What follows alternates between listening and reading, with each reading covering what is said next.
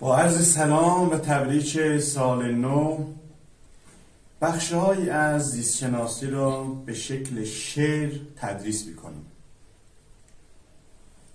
من مولکول DNA ام، دورشته‌ایم، تک نیم، در باکتری ها حلقوی، در یوکاریوت ها خطیم. در ارتباط با مولکول DNA که اساس ماده ژنتیکیه. من سلول باکتریم، ölmemişem چون diriyem. Gışay hasta yoxumdu, viruslardan az iriyem.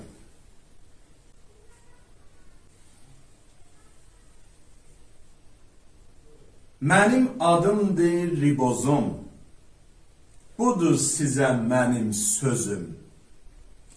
Protein düzəldərəm, bu dərdə mən necə dözüm.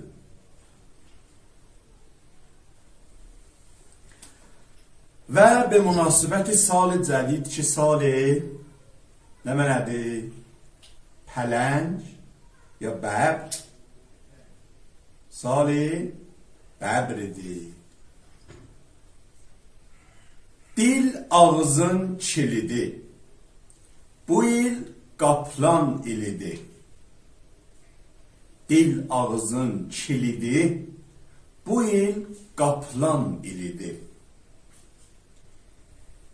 Dinib danışmayanlar yer dibindən dəlidir.